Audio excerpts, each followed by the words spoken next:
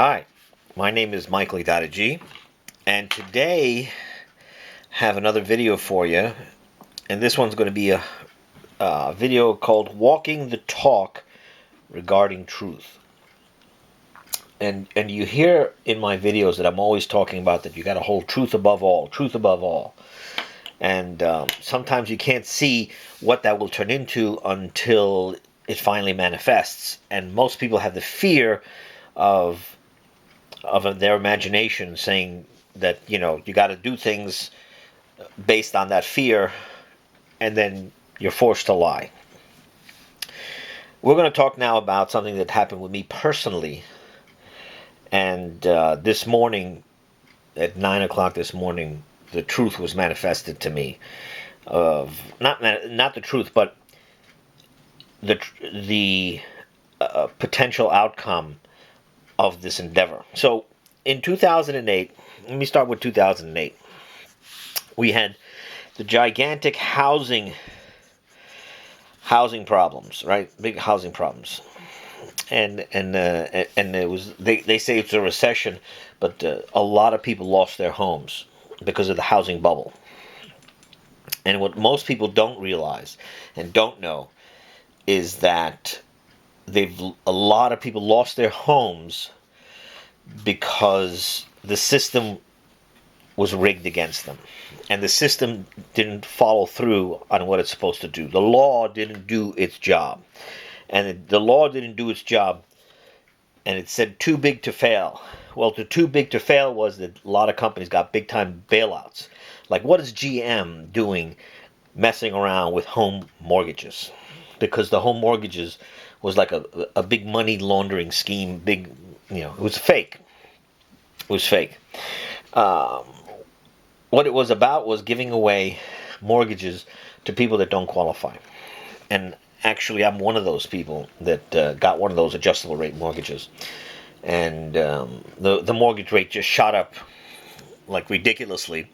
I was making my payments late. So there was one time when I made a payment of $5,000. So I sent it to the servicing agency. It's not even the bank, it's a servicing company. And when they sent it to the servicing company, a couple of weeks later, I got the check back. So I got back my $5,000 check. They didn't take it towards the mortgage, and it wasn't even a complete payment. They didn't want it. Then I get a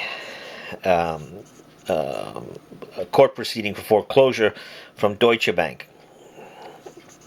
Deutsche Bank, okay? So it's a German bank company, and they're coming after me. Now, I never heard of Deutsche Bank. Deutsche Bank was never on any of my paperwork. All I knew was the servicing agency. So what I did was I made a phone call to, I think at the time was either Aquin, CWEN, or Home Ec. Now, these servicing agencies is not a bank, and what they do is they're collecting your money. So when I called one of these two monkeys, I get somebody on the phone and I asked them, who's Deutsche Bank? I'm listening to the person's voice on the phone, and like my hairs on my body, my hands, my arms started standing on end. And I'm saying to myself, why is this guy double talking me? This guy's lying to me. Because I asked him, who's Deutsche Bank? I go, do they have the mortgage? And the promissory note, are they the people that have the mortgage or the promissory note? Because if they do or they don't, then maybe this is fraud. I don't know. They couldn't answer me. So they said that they're going to get back to me. And I said, you got to get back to me right away because I got to answer this foreclosure. It's a court document, and I got 30 days to do it. Needless to say, they never answered me. So I had responded, went to court, showed up to the court, and now my house is being foreclosed on. Or not being foreclosed on, but the process was starting. At the time, I didn't have money for an attorney, and I didn't trust the attorneys. And I did a lot of digging really quick on my own. And what I found out was, I went to the county clerk's office. And in the county clerk's office, there's a corporation, MERS, Mortgage Electronic Registry System. What these people do is they act in the capacity of the county clerk's office. So you have a county clerk's office, let's say county clerk's office, and they assign, the assignment of mortgages of whoever owns the property, liens or anything. There's a record of all these people there. There's paperwork and documentation that's tied to your house, to the property. So by going into MERS, now this documentation on who exactly owns it is within MERS and nobody ever sees it. Okay, hidden. Remember I told you, you had mortgage electronic registry system. So now the promissory note and the mortgage document is tied up in MERS, and there's no real history of the assignment of mortgage, because someone can say that they own the house, but there has to be an assignment of that mortgage.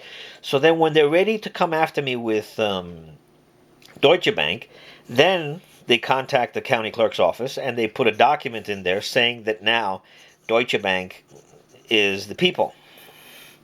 So we don't really know what's going on here. I found out all this paperwork. I called to find out who has the mortgage, who has a promissory note. I wasn't getting any answers from the people that I was sending money to every month that was servicing my loan. Okay. There's a lie in here. There's a big lie. This is all a big lie. So let me tell you how this played out to the American people. The American people now, the first one that went out was AIG. AIG is an insurance company. And what they were doing is they were insuring mortgages. Goldman Sachs, you can just call him Judas, because Judas had the bag of money. Goldman Sachs would sell bundled mortgages, not a mortgage, but bundles of mortgages. And then they would bet against the people who bought those mortgages by highly insuring them, that they're going to fail. 2008 happened, everything failed. AIG paid out, they're almost out of business. And the mortgages, this is the sick thing. They get money from insurance, they get money from the government, and then they're coming back after the person who has the house and they're trying to get your money too. So my mortgage essentially is paid 2 times in full, and then they still want the money from me. This is really the fraud that happened to the American people. By the time this started lighting up in my head, after I got all the paperwork and everything, I went to court, and then I filed a pro se against the Deutsche Bank. And my thing is that they have no standing. That means that they do not have the promissory note or the mortgage on the property. Now, I was telling everyone that I knew, my sphere of influence, about this. Everybody thought I was crazy at the time. They thought I was nuts. They said, if you get away with it, like I'm doing something wrong. Okay? And I'm like, you don't understand. 2008 happened is because they got rid of the promissory note and the mortgage for the property. Why? Because when you enroll into MERS, it's actually advantageous for MERS to discard those properties because they want to, shuffle the papers around. But if you don't have the promissory note or the mortgage, that means that person does not own the house, or they don't have the mortgage to that house, because that's the proof. You have a $100 bill. If you have $100 on you, the proof of that is the $100 bill. If you don't have that $100 bill, you can't tell someone I have $100 in my pocket. If you don't have that bill, you lost the bill. That's not your money anymore. And it's the same thing on a macro scale. But when you tell this to people, they think the banks are right and you, little pipsqueak Michael, know nothing. Okay. Now, I went pro se. And I made up a pretty good argument. And it was, my feeble attempts. I didn't know nothing about this before, but I put together the argument. And I had pertinent information that they can't do this, that they weren't in standing. and the bank shot me down. I lost. And then my neighbor, talking to him, gave me an attorney. I told them about the whole fight I'm having, and then they spoke to their, daughter, and then they actually found someone who successfully won this, and it's actually the attorney on Long Island who won the first case against the banks. So now I have to do an appeal. Now, if anybody knows anything about law, you have the level playing field. Once you lose, the appeal is really coming out of the mud to get back to the field, to have the chance again. And had won the appeal. They tried again, the banks, this time with another, summary judgment, and saying to stricken my answer on standing, saying that by striking what I said about being in standing, then they say, well, he's still responsible for the loan, even though they don't have proof. So then the Judge Adams in Nassau County, Judge Adams, is pro-bank. Pro-bank. This guy's no good. He works for the machine. So what did he do? He, again now, said I lost. So then I filed my appeal for this in 2021, on November 15th, 2021. Actually, before that. That's when it was argued. And I lost that. This morning I wake up and my attorney informs me that we won a second appeal. I don't know if you understand what that means. Winning a second appeal is like getting struck by lightning while you're singing in the rain, upside down. Won a second appeal.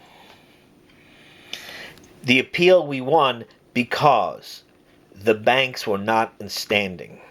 Now, what does this have to do with the truth? Everybody and their mother was telling me that I was crazy. I didn't know what I was talking about. But something told me that these people are lying. And it's impossible for me.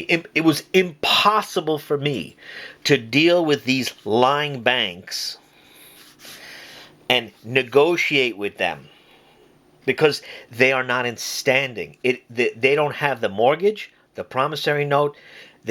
My house was paid for 2 times at least with this big fiasco that hardly anybody knows about. Where do you think all this money went? When it went to these big bankers, these stock market people, they got paid on this property twice, and they want the third time from me. So these banks, once I was dealing with them, I know that they're lying through their teeth. And my appeal now, winning a second appeal, is going to help other people get their houses, because you have to be in standing. If you're going to, and why is standing so important? Because you're hearing me talk about the truth all the time. And this is the United States. And what is your house? Your house is where you live, your family. But now they're taking away your property. And they're taking it away, and they're not in standing, meaning that they don't have the right to do that. And the judges, with a too big to fail mentality, take the people and throw them to the wolves. And the attorneys, now let's talk about attorneys. The attorney who I had used the second time, his name is Steven Silverberg, he won his case, and he defended himself because he was in the same boat. When you go to get an attorney, right, you're going to get a defense attorney, all right, for the mortgage foreclosure. This attorney has you're the client. Okay, you're the client. And this defense attorney is going to defend you, the client. Okay? If you win, let's say you win, this defense attorney will not get the tons of jobs from banks foreclosing on properties. because they're going to be on a list. My attorney is not working for the bank foreclosing on people's properties, because he wins against them. He won against them. So they won't hire him. If this defense attorney defended his client properly and wins the house, he won't get any jobs from any of the banks. The pool of money that you make working for banks is different than you getting for the client, because a lot of times working for the client, they might not have enough money. They're pulling their strings together to pay. You know, this is when you're faced with following the truth or the lie, you got to make a serious decision. You know, everybody was telling me I'm going to lose the house. I'm going to lose the house. This is all going to happen. And you know what? Maybe that is true. But what I can't do is further that lie like that. Now, this proceedings with me has been going on since 2010 and have not paid a mortgage since 2010. It's 2022. We're talking 12 years. And why is this happening? Because the banks are in the wrong. I won 2 appeals. 2 appeals. Think about it. You hardly ever see anybody winning 2 appeals. It's like the craziest thing. But they're trying to take your homes away from you. And this is an organized effort of the evil. This is the society. Now, in my neighborhood where I'm at, I'm getting phone calls at least 2 times a week about someone wanting to purchase this house. The banks are purchasing up all the property with fake money that they make. And by purchasing this property, they're going to make you the renter. So everybody has to rent from the bank-owned property. BlackRock, Vanguard, that's what's going on. My thing is, the point of this video is that everything was bleak. They wanted me to renegotiate the mortgage, to pay more money, fake money, to people that don't own the house. They don't own the property. They don't have the mortgage. They don't have the promissory note. If you don't have the mortgage and you don't have the promissory note, then you are not the person that's holding the note. It's fraud. So Deutsche Bank tried to fraudulently take my house because they did not have the proper paperwork, because it was paid for already. I won 2 appeals. 2 appeals. Now, my thing is, if we go to trial, let me tell you what's going to happen. If we go to trial, the worst judge in the world is going to have to deal with 2 appeals that prove that the bank is not in standing. If the bank has 2 appeals against them, that they're not in standing, that means that this should have never been brought up against me. And that's where our system failed. These banks are foreclosing or attempting to foreclose on properties, and they don't have the threshold. See, there's a threshold of proof you have to bring on a suit. Like, this is the threshold. Well, if you're going to have a foreclosure proceedings, then you should be able to prove that you have standing. If you can't prove you have standing, then you should not be able to bring that before the court. It's like if you have a car, you have the title and you have the registration in your name, and somebody else says that they're going to try and sue you saying that that's their car. When you go to the courthouse, you have the title and you have the registration. Well, they don't. Well, these banks don't have the title and the registration to your property. This is a big deal in this country right now. And nobody knows about this because it's just how lies, when all the lies are in the air, the lies are screaming. The truth is a little whisper. Lies scream, and with the lies and the screaming, it drowns out the truth. Okay? That's why for you, for me, we have to listen for the truth. And then we have to magnify the truth in our lives. Because when the truth starts coming up, then these liars, these people that are taking people's property away with false pretenses, allowed to continue this disgusting behavior. But if you talk to the guy in the street, he's going to say America's freedom. Freedom should not be where you could lose your house because some greedy bank got paid 2 times on it already and then wants to get paid a 3rd time for the property. That should not be. That's not freedom. People say, well, we're in a capitalistic system. We're in a capitalism. All right. Capitalism. This is where we're at. Capitalism. Okay. Look at the word. So who would win in the capitalist system? A trust fund baby. Somebody who has capital. So if you don't have the capital or the money-ism, if you don't have the money, then you're a serf. You're a slave. That's it. You're an indentured servant. The system of capitalism is only going to promote the big capital. That's why these banks are too big to fail, and they're going to take your homes. And not everybody, I don't know. I mean, I'm always talking about truth, and this happened today. This morning I found out that had won my second appeal, and I thought it'd be important to tell people that, yeah, when you don't know what the future holds. You don't. But if you're in the truth and you focus on truth, and truth is what you're about, miracles happen. And when in my life I can say this, is that the miracles, I'm banking on the miracles. That's how I'm living my life, banking on miracles. Now that doesn't mean I'm going to go leap off buildings and tempt fate. Don't get this wrong. But if I'm given a choice between going for truth or a lie, I'll go for truth. Now that's kind of hard to hear sometimes when you're so inundated with this world. But you got to start somewhere.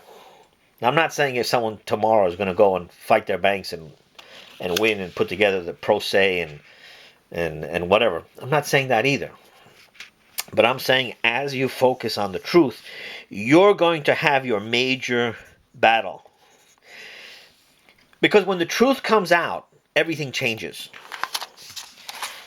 If you are in a relationship with someone and the person you're in a relationship, let's say, cheats on you, from that moment, that truth, there's a dividing line. Now going forward, from that moment of that information, everything's different. It's never the same. It's never the same. Because that truth impacted you in a very big way on a large scale. But if you're looking for truth all the time, if you're in the truth all the time, that might not have happened. Or you might not have been in that relationship with that person in the first place. Because as you're in the truth, what ends up happening is that the people around you will either gravitate to you for truth, or they're going to try and force you to lie. And as they try and force you to lie, it creates red flags that they're telling you their purposes, their purpose, their underlying purpose. If you're in the truth and your bulb is shining, as the liar comes to you, all of a sudden the liar is going to start showing you their red flags.